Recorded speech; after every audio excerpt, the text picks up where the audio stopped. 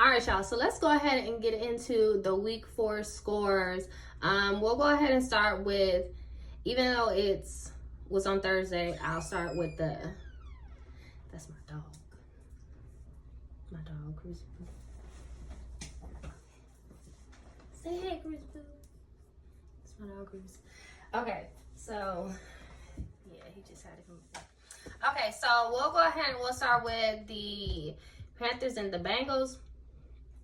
Which, okay, great job for the Bengals securing their first win of the season. Everybody was a little freaked out that they start 0-3, but Joe Burrow said he's not panicking because they're used to this, okay? So they're not going to overreact. What I was surprised with was Hubbard. This man ran for 104 yards. I mean, he was really doing his thing out there, but as I said, the Bengals, they are back. It looks as though Joe Burrow and Jamar Chase are back in sync. He hit him for like a 63-yard dime to the house. I mean, once he got on the outside edge and T. Higgins was blocking for him, there was nothing that they could do. And I'm glad that T. Higgins is back in, well, he was back last game, but it looks like he's getting more comfortable being back on the field, so we should expect T. Higgins to have a great game this week or next week. And we'll talk about that in the week 5 preview. But Texans and the Jags. Now, this one really did come down to the wire. I didn't think that it was going to be as close as it was because the Jags they're just not really a good team.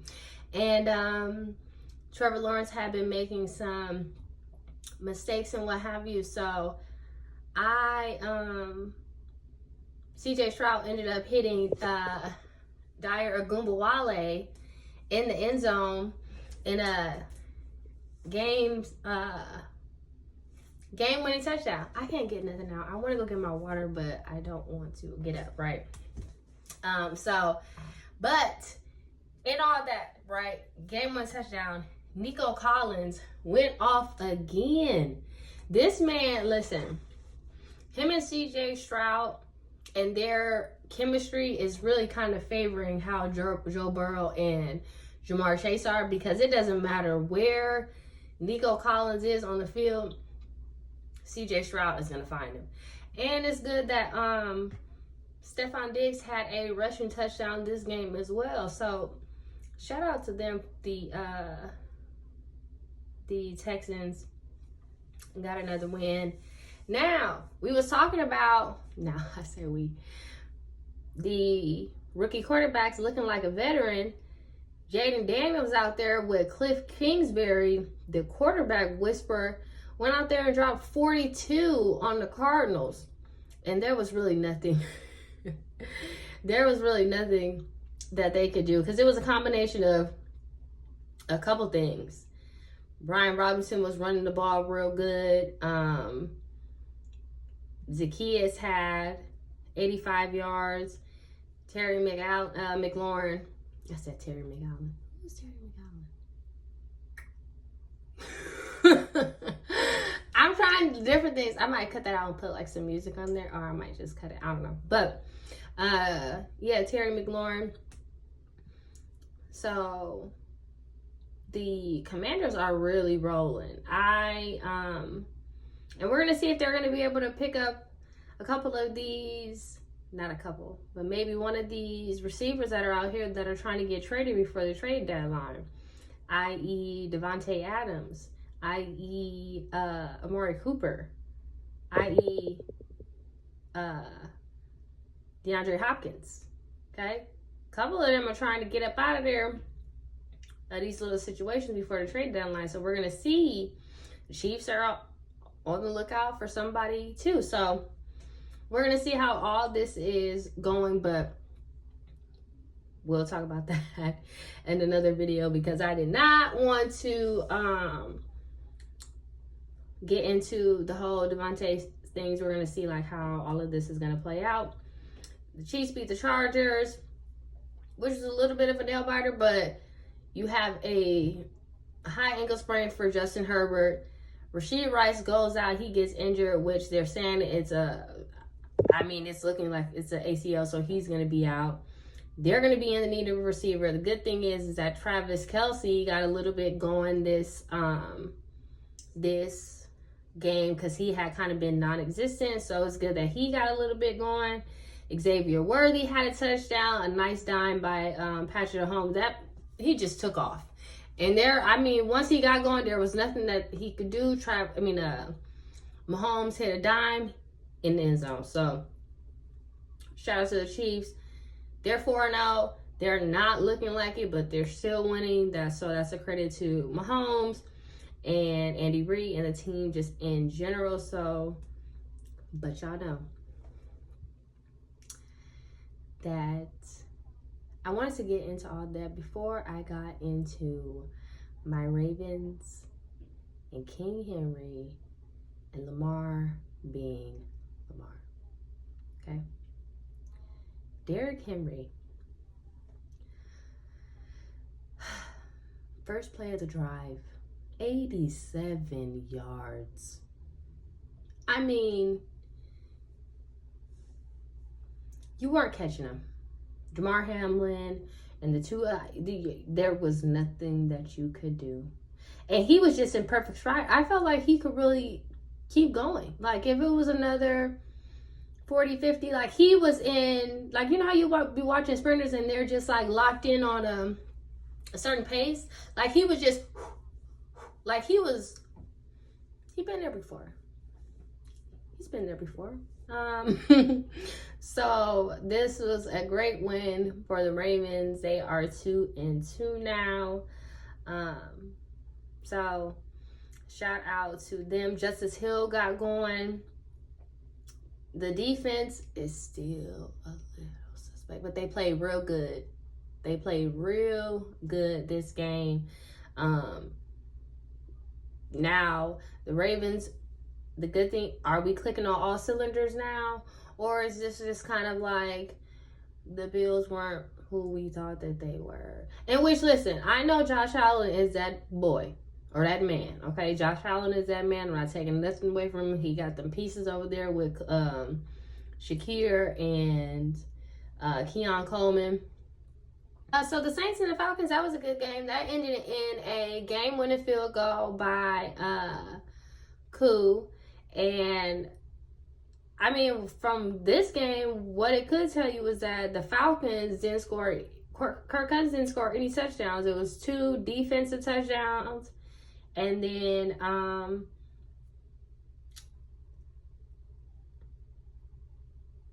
field goals. There we go. I'm looking at the wrong thing, child.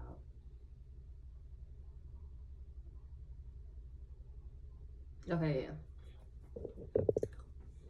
So for the Falcons and the Saints, that game was close. But Kirk Cousins didn't even have any touchdowns. It was all really the defense. The defense had 2 touchdowns and field goals. On the contrary, Taysom Hill had 2 rushing touchdowns and Alvin Kamara had a touchdown. But their defenses were clicking. Tyrann Mathieu ended up getting hurt during that game. So we'll see like how he is going forward with that. But the Saints and the Falcons, that was a pretty good game. The Rams and the Bears, no Puka Nacua, no Cooper Kupp. Tutu Atwell did his thing. Kyron Williams, he had a rushing touchdown, and he had a pretty good day, 94 yards. It was Swift that was on rushing and receiving. He had 72 yards receiving, 93 yards rushing, and a touchdown. So, and Caleb Williams had a touchdown, no interception. So, that was good for the Bears to go 2-2. And then Vikings and the Packers, this does look close, 31-29. Jordan Love ended up having like 22 points in the fourth quarter because it really, at the beginning of the game, it was a blowout. Like, it was 14-0 in the first quarter, and then they kind of like had their foot on their neck. But Jaden Reed had a big day. Wicks had 2 touchdowns. Kraft had a touchdown. But it was really Sam Darnold. Jesus.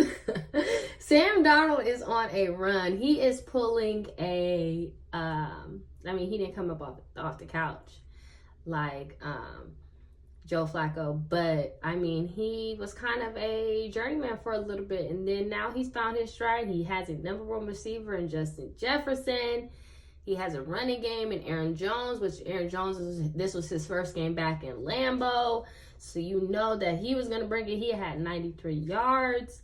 But it really came down to Sam Darnold. 275, 3 TDs, 1 interception. Jordan Love almost went for 400, had 4 TDs, but had 3 interceptions. And I think, when you have a team that's going like this and you're already coming from behind those interceptions, it's hard to come back from that. So, but this is his first game back. I think that they shouldn't have even rushed it. I feel like you should have just fed the hot hand with Malik Willis, gave him an extra week to come back from that knee injury, but they tried it. And so, hey, move on to the next week. Speaking of Joe Flacco, he came in for Anthony Richardson because he ended up getting hurt, getting hit on his hip. So he went out, and so Joe Flacco ended up coming back in. Then Anthony Richardson felt a little better, and then ultimately had a head-to-head collision with Micah Fitzpatrick, and so they ended up pulling him in. Joe Flacco ended up finishing the game, but they won 27-24. So, listen, Joe Flacco was showing you, I can still get the job done, okay? I can still get the job done, which, shout out to him for that. I am at a loss, y'all, because, I'll be mad at that. Yeah, I didn't have no notes for the Jets and the Broncos because that was just a sad game. How do you let the Broncos and Bo Nix come in there and beat y'all at home? That's a shame. And then in the press conference, y'all want to talk about, the cadence because they were having so many penalties offensively. Nah, something's off. Something's off. And so the head coach and the quarterback don't really seem like they're eye to eye. And then Robert Salah had to come back and retract his statements. I was like, no, I don't think I need to change anything with the cadence. It was more like an administrative thing. And it's like, no, Aaron Rodgers probably called you and was like, have you lost your mind? Because you know whose team that really is, right? Okay. Anyway, so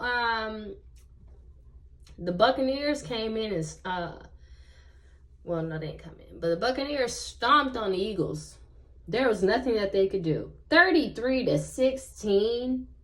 And then it's like, I don't really know what's going on over there. I mean, it's obviously the head coach and the quarterback aren't seeing eye to eye, kind of like a Robert Salah and Aaron Rodgers kind of situation. But I think that there's so much more to it with not having an offensive line that can really protect him. You had Devontae Smith and A.J. Brown were out yesterday, as well as Lane Johnson. And so you really just had Goddard because you weren't giving Saquon Barkley the ball for some strange reason. You didn't end up giving him the ball until the second half, which I find that to just be really interesting. So I don't really know what was going on with them. And then, Mike Evans is going to be Mike Evans. He's been in this league and hasn't had a year not over 1,000 yards. I mean, he hasn't had a year where he hasn't gone over 1,000 yards. So you should have known.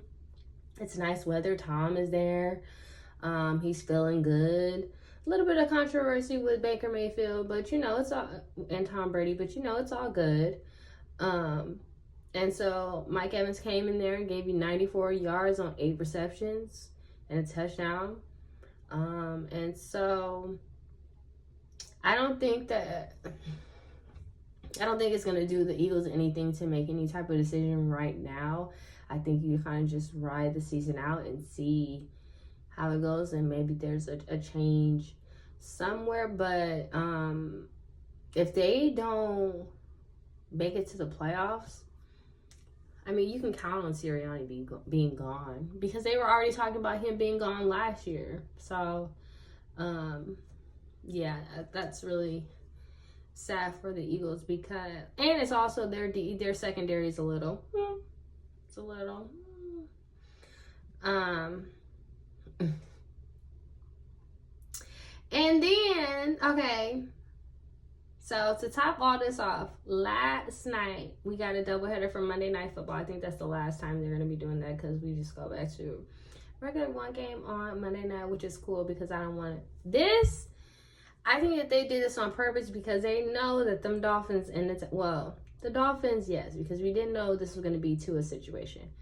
But the Titans had no reason being on Monday Night Football. That wasn't even fair. And then to not even have two on there, it's just like, thank God we had the Seahawks and the Lions. And that was actually a game because the Titans and the Dolphins, I was a little optimistic with the Dolphins, even though they didn't have Tua. They had Tyler Huntley coming in there, even though it's only been 2 weeks. He got signed off of the practice squad.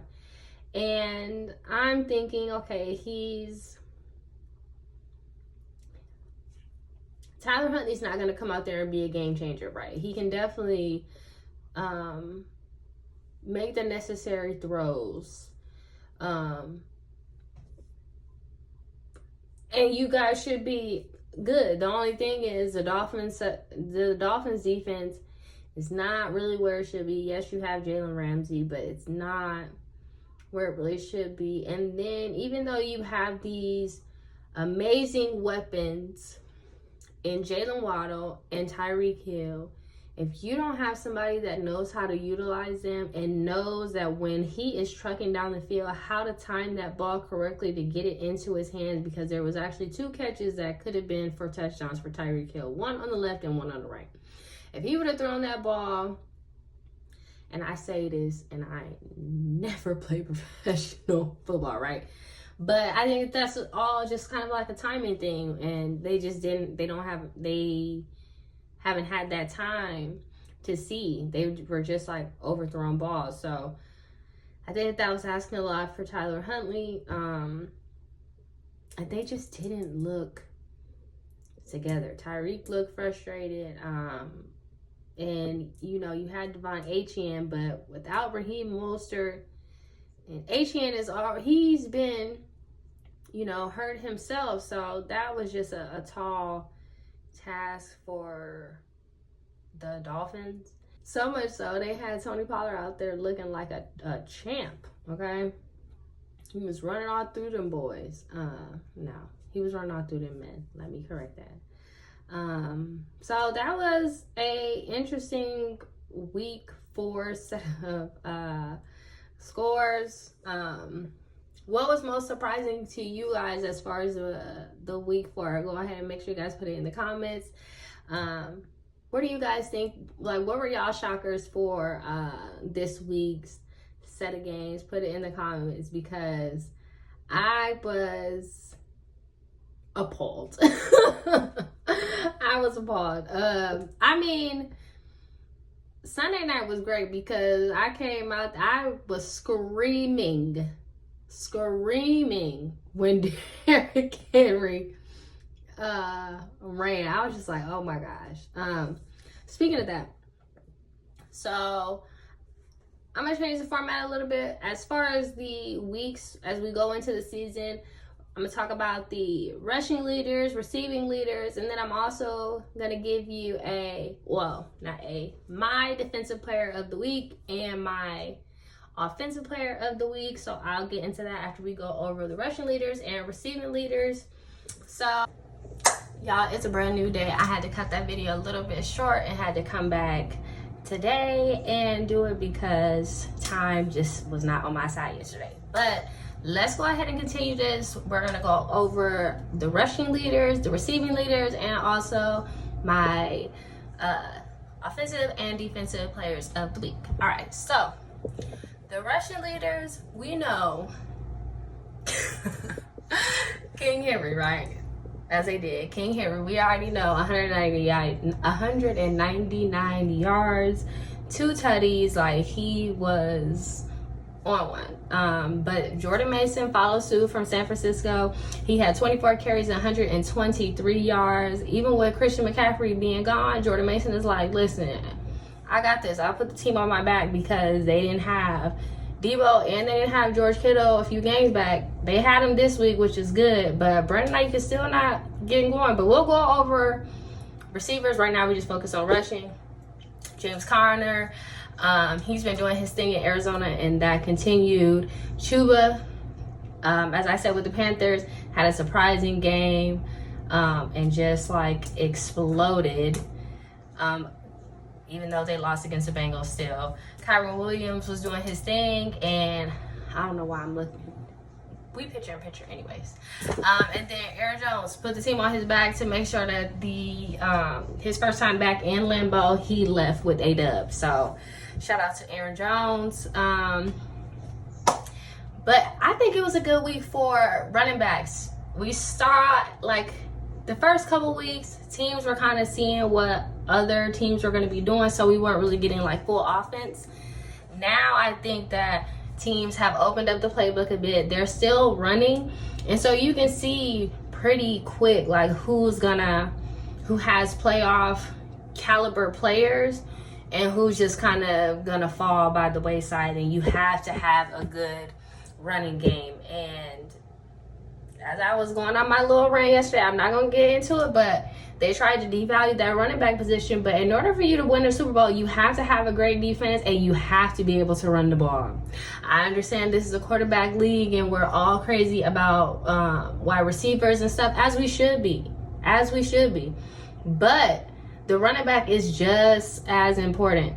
He's just as important because you can't throw the ball on every down. You can't run RPOs. Like, you have to be able to run the ball. And with the Ravens adding Derrick Henry to it, I know it didn't seem like a big deal, but now defenses have to worry about Lamar throwing the ball down the field to Zay Flowers or Rashawn Bateman, or either Lamar taking off for 20 or 25 yards, or Derrick Henry pounding you down the field until he exhausts you. Like, so I think that this is going to be a great year for running backs, and we're going to kind of see the tide turn for them, hopefully. So let's go ahead and get into these wide receivers, the divas, which I love y'all so much because y'all are amazing. Y'all are what make it go. You know what I'm saying? If y'all don't catch it, even though a quarterback has to throw the ball, like if y'all don't catch it, it's not in motion. So shout out to wide receivers.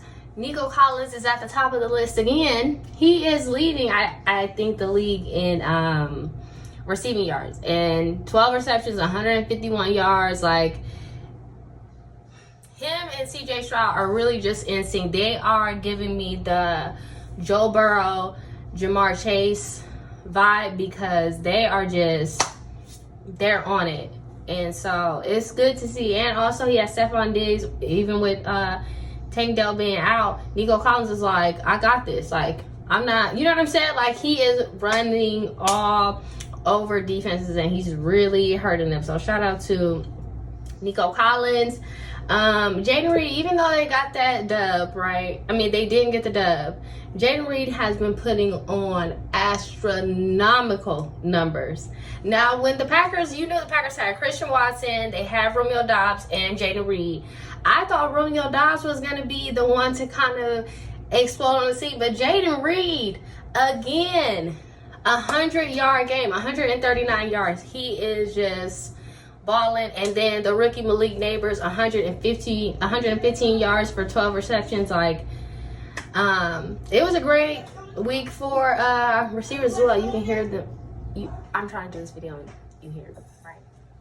So then that's why I kind of anyways. So George Pickens, him and Justin Fields are getting comfortable with one another. DK Metcalf, DK is that man. Plain and simple. DK is that man. Seattle was up there. They're kind of like a little silent killer up there. They got Geno, Tyler Lockett, Jake Smith, and Jigba. So it's like they're in DK. is DK. Like, he's been up there. Even last year, they were just quietly, like, knocking teams off. So, I'm excited to see them too. And, you know, CeeDee Lamb, they played against the Giants. CeeDee's going to be CeeDee, but, I mean, hey. Mike Evans, that was a great win against the Eagles, but they weren't really... The Eagles' defense is a little shaky. It's a little shaky. But Mike Evans is Mike Evans, 94 yards. Trav is back in his normal run of things due to Rashee Rice being out. So Travis had 89 yards, 7 receptions. And then Jawan Jennings. It ain't been Brandon Ayuk missing $30 million. I'm all for you getting your bag. I don't want to say that. I'm all for you getting your bag, right? But Jawan Jennings is like, hey, you ain't paying me $30 million, but I can go out here and put numbers too. And so he did his thing. So shout out to our leading receivers of week 4. And so let's go ahead and get into our I said our, but I know y'all gonna feel me on these selections. So my choice for offensive player of the week should be no surprise at all. Derrick Henry. Period. 24 carries, 199 yards, 2 touchdowns, and all total 209 yards. I wish they would have gave him that extra 1 yard to get to 200, but in total 209 yards because he had a passing touchdown throw from Lamar. So shout out to Derrick Henry. I'm sure it's no surprise that video has been going crazy. I watch it over and over again just to hear like the commentating. Derrick Henry, he's to the 20, he's to the 30. Yeah. Anyway, so shout out Derrick Henry. And then my defensive player of the week, Lavonte David. I mean, honestly, that Bucs defense is sensational. Baker Mayfield, I can eat my own words, right? Because when he was in Cleveland, I was just like, oh my God. But it really does depend on like the system that you are a part of. And with Todd Bowles, he has Mike Evans, Chris Godwin. Like, they are doing their thing. So Lavonte David, 2 sacks, 5 total, 5 solo tackles, 4 assisted, like. And I think he's the 3rd most tackles since like 2000. So Lavonte David is that man. So shout out to him for the week. But I'm excited about this for week 5. We are starting to have some games in London. We have 1 game on Monday Night Football. So they're not going to overwhelm us this week. And so I'll be making like a preview for going into week 5, my kind of silent singers. I think that it's going to be possible upsets. So make sure you guys turn on those post notifications. And I will see you guys in the next video.